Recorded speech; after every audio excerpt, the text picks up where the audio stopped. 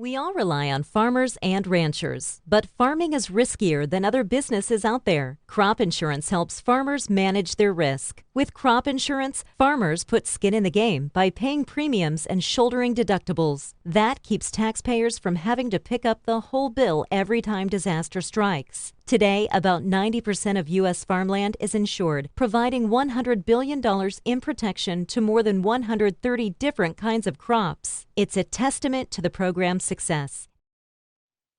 Welcome to Agri-Pulse Washington Week in Review. I'm Philip Brasher. This week, our guest is Senator Kevin Cramer, a Republican from the great state of North Dakota, and Senator who's been in the middle of the biggest issues of this year, energy and infrastructure. He's a senior member of the Senate Environment and Public Works Committee. Senator, thanks for being here. Thanks for having me. Great opportunity. The big news this week, of course, is what's happened to the bipartisan infrastructure package. Just $579 billion in spending for roads and bridges and waterways, including $65 billion for rural broadband. Senate Majority Leader Chuck Schumer forced a vote on it this week to bring the bill up. It didn't pass. Republicans said they needed more time. Are we going to get this? Are we going to get this bill passed? Great question, because we really don't have a bill, right? We have this framework. The framework includes the $579 billion of new spending, but it also includes about the same amount of bills that have already passed the committees. For example, in EPW, we already passed a $304 billion infrastructure package for surface transportation. We've already passed a water infrastructure bill, and so you've got roughly just under $600 billion of new spending, along with $600 billion of existing, for a total of $1.2 trillion. It's the new spending, of course. It creates some heartburn, but really the reason that we failed to pass last night the motion to proceed to the measure wasn't because it's not good. It's because we don't know what's in it. We don't have bill text. We just have this framework. The negotiators, the Republican and the Democratic negotiators, of which there are 22 or 23, they've worked very diligently. They've come very close to full agreement. My understanding, as recently as just a half hour ago or so, visiting with the top Republican negotiator, Rob Portman, is that they expect each of the working groups to have their work done, their language done by the end of the day today, and this being Thursday, and then tomorrow to be putting together the outline of the bill and working on the legislative text. Now, it's my understanding also that Senator Schumer has filed cloture on a nominee that would be voted on probably Monday evening, which means that he may not be ready actually to bring it up for a vote by Monday night. But I think these extra few days of time, as well as inspiration, have got the working group back at it. Lots of cooks in the kitchen, but I'm pretty confident we'll at least have enough bill text to at least make a motion and move the bill to the next level, which is, of course, move it forward for consideration. Right. Is there one of the concerns we've heard from conservatives, some Republicans, is that by working together with Democrats and passing this infrastructure bill, that they're actually just going to make it easier for Democrats to pass this much, much bigger $3.5 trillion package of spending and tax priorities that they want to move through on a partisan basis through the budget reconciliation process. What's your view on that? So I actually have just the opposite view, Phil. I actually think that by getting Democrats and Republicans together, passing what is, in my view, the low-hanging fruit, really. The one thing that there seems to be almost unanimous support for is infrastructure. Now, we may argue about what infrastructure is. We may argue about how to pay for it. But people like infrastructure. Their states like infrastructure. Governors like infrastructure. Lots of industries like it. Because if you're talking about hard infrastructure, and that's what the bipartisan bill deals with, you're talking about the movement of commerce, whether it's a farm to to market roads, or whether it's railroads, waterways that get these products to other parts of the world, or even airports and air travel, water. I mentioned that already, obviously, but internet that moves a lot of commerce. You almost can't make a transaction anymore without an internet connection, as well as transmission lines for electricity and pipelines for oil, gas, CO2.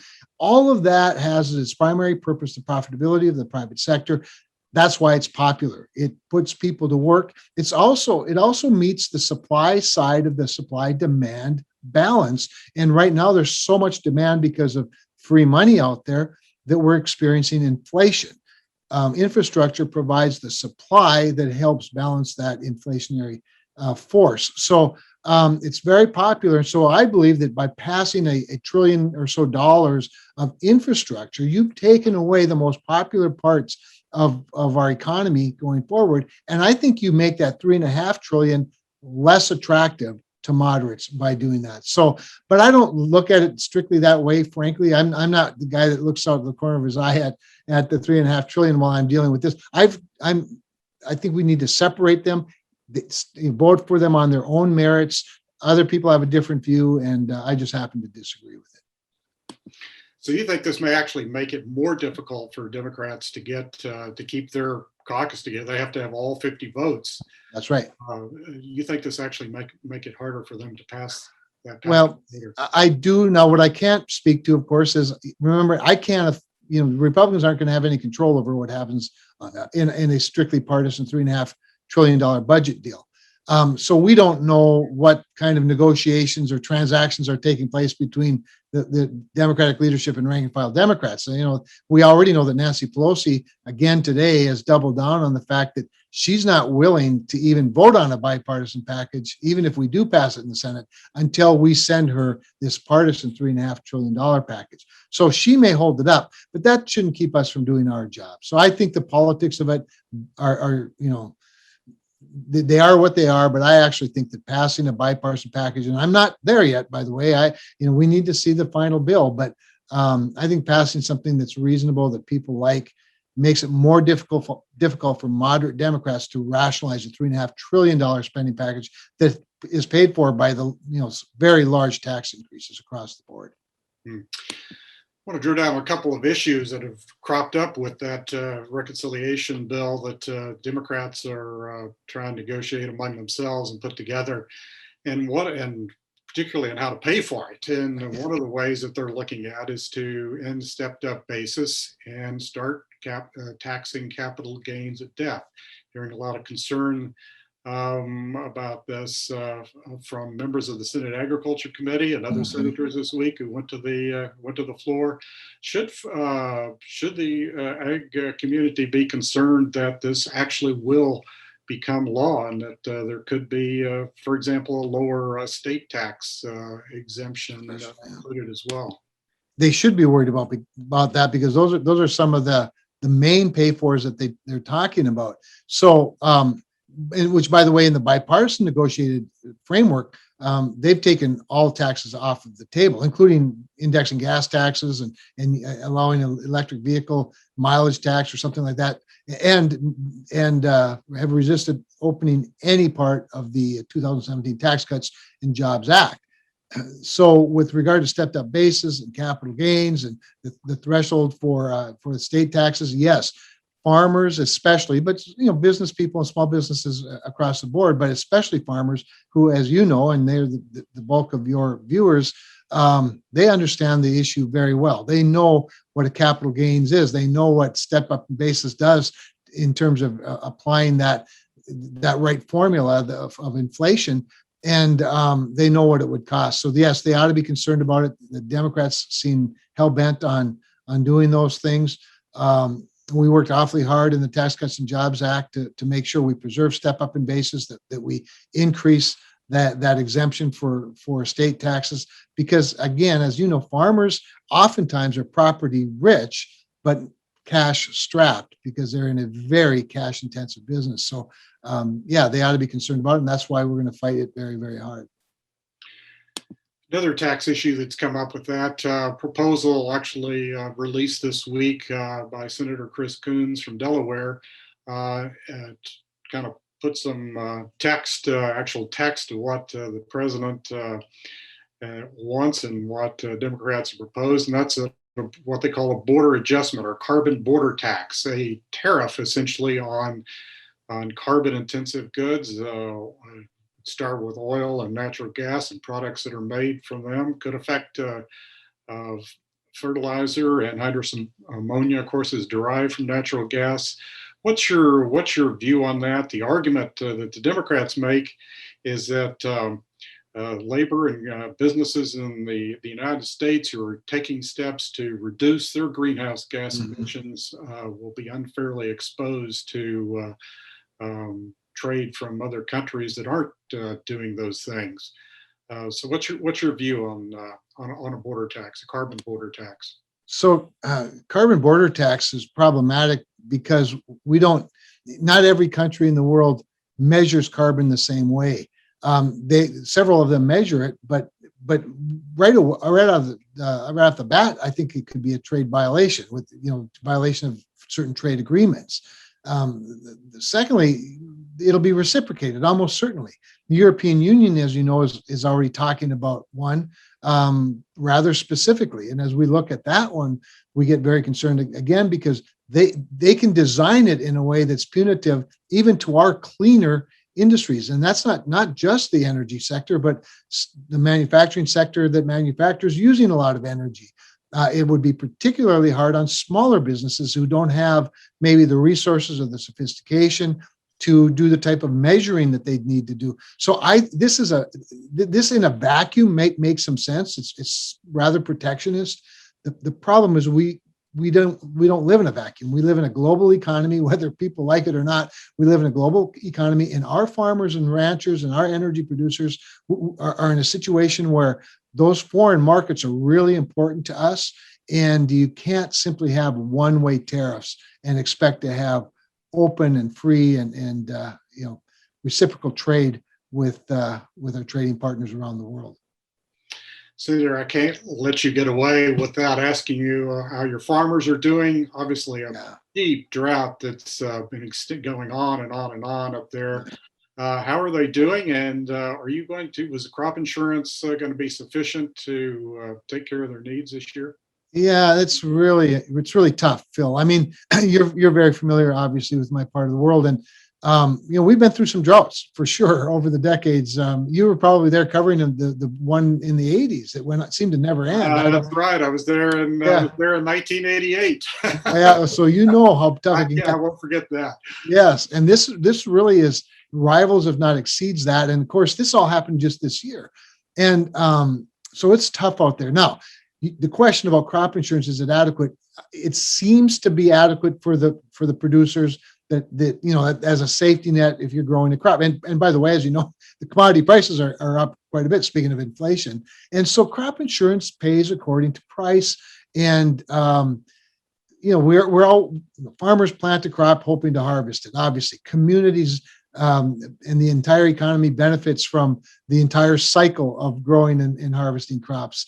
And so, while a crop insurance payment might keep the farmer whole, it doesn't translate to the rest of the value chain. That said, it's pretty good, and it seems to be at least holding its own.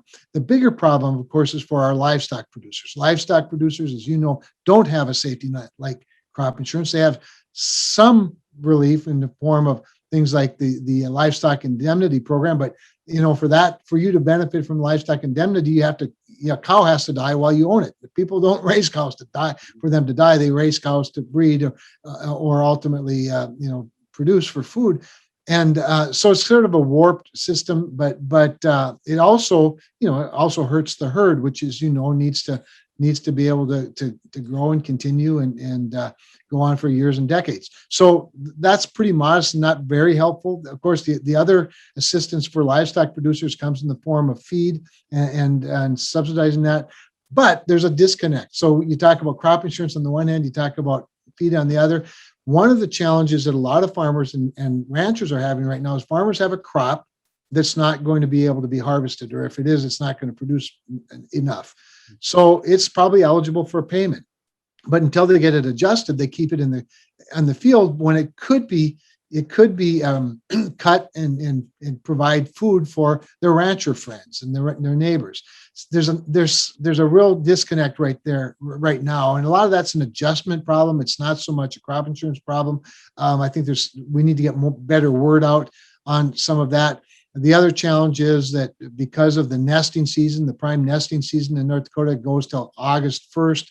The CRP, Conservation Reserve Program, land can't be hayed yet. I think about 50% can be grazed, but it can't be hayed. And yet there's a lot of demand for that. And we've not been able to get an exemption from the USDA. So we clearly have some programs that are designed to work but aren't working that we need to work on into the future. So, and the other thing about livestock producers, the reason the cowboy culture is the greatest culture in America, in my view, is because they're so self-reliant and they don't come to Congress asking for a lot of safety nets. And frankly, they don't want us in their business very much. So consequently, they don't have the type of a safety net that the crop producers have. And so it's really a tough time. And on top of that, Phil, what's really adds to the disaster is the fact that livestock in beef, especially in North Dakota, but others as well,